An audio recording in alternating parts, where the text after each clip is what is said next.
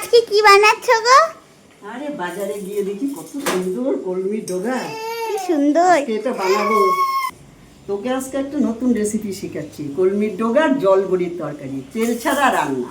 হ্যাঁ, সামান্য তেলে। তাহলে তুমি করো, আমি ভিডিওটা করে নেই। হ্যাঁ দেখো কি সুন্দর, দারুণ টেস্টি খাবার।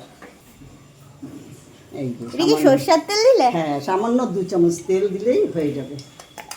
প্রথমে দিলাম একটু কালো জিরে, দেখছিস পরি থেকে সুন্দর গন্ধ ছেড়েছে। এবার কলমি ডগাগুলো এই তেলের মধ্যে এই যে দিয়ে দিই। এই যে দেখো, কলমি শাকগুলো কিন্তু একটু লম্বা করে করে কেটে নিতে হবে। এই যে মতো এবারে দিলাম স্বাদ মতো নুন আর পরিমাণ মতো সামান্য একটু হলুদ, সামান্য একটু হলুদ, পরিমাণ মতো সামান্য একটু হলুদ। তারপরে এটাকে নেড়ে চেড়ে পুরোটা উপর নিচ করে মিশিয়ে নিবি। এটার মধ্যে শুধু মশলার মধ্যে আদা বাটা আর হচ্ছে কাঁচা, আর কিন্তু কোনো মশলা দিবেন না, আর কিছু লাগবে না। না।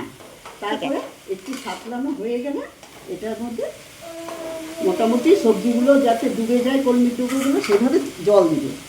মানে হিসাব মতন গুঁড়ো মশলা ছাড়াই রান্না। হ্যাঁ, পরে এটা মজার জন্য আমি এটাকে ঢেকে দেবো। এটাকে ঢেকে ভাপে করবো, একটু কমিয়ে দেবো। এটা কি রথযাত্রার স্পেশাল নাকি? বলতে পারিস একদম ওটাই। আর সবসময় তো সুন্দর কলমির ডগা বাজারে পাওয়া যায় না। হ্যাঁ, সে তো ঠিক কথা। এই যে মোটামুটি আমাদের এটা সাতলানো হয়ে গেছে।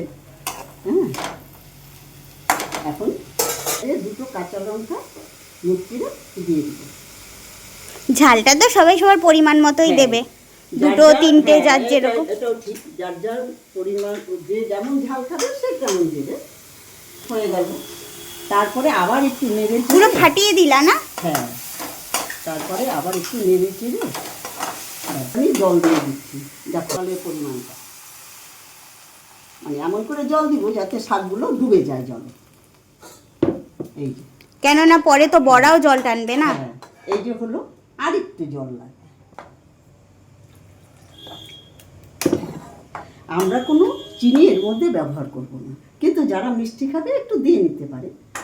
এবার এটাকে একটু ঢাকা দিব। এটা ফুটলে পরে আমি এর মধ্যে মটরের ডাল পেস্ট করে রেখেছি, সেই মটরের ডালের বড়গুলো জলের উপর ছেড়ে দিব, দিয়ে আবার 5 মিনিট ফোটাবো। ফুটিয়ে হয়ে গেল আমাদের রান্না। খুব কম টাইমে খুব সুস্বাদু এবং হেলদি খাবার তৈরি হয়ে গেল। কি শুধুই ফ্যাটানো না, এর মধ্যে কিছু মশলা অ্যাড করবা? এই যে একটু হলুদ, সামান্য একটু হলুদ, একটু লঙ্কার গুঁড়ো আর সামান্য একটু নুন, একটু নুন দিয়ে এটাকে এখন একটু চামচ দিয়ে নাড়িয়ে নেবা নাকি? না, এটাকে হাত দিয়ে ফেটাচ্ছি। আচ্ছা, দেখো এই যে ঝোল ফুটে গেছে। এবার আমি এই যে বড়িগুলো দিবা নাকি? মটর ডালের এই যে কাঁচা বড়িগুলোই এর মধ্যে দিয়ে দেবো। বড়ি কিন্তু আমি ভাজবো না। এই যে এটা জলের মধ্যেই সেদ্ধ হয়ে শক্ত হয়ে যাবে না? হ্যাঁ হ্যাঁ, ওর জন্যই জল বড়ি বলে নাকি? হ্যাঁ। জলের মধ্যে বড়ি দেওয়া, তাই জল বড়ি।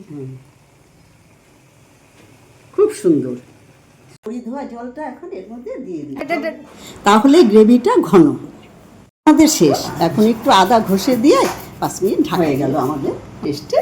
এবার এই যে ঢাকা দিয়ে দিলাম, তারপরে ভাতের সাথে গরম গরম ভাতের সাথে এটা সার্ভ করে দিব।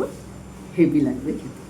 কলমির ডগার জলবড়ির তরকারির ফাইনাল লুকটি আপনারা দেখে নিন। খেতে অসম্ভব সুন্দর হয়েছিল। অবশ্যই আপনারা একবার এইভাবে ট্রাই করে দেখতে পারেন। খুবই ইজি একটি রেসিপি, তো ট্রাই কিন্তু করতেই হবে।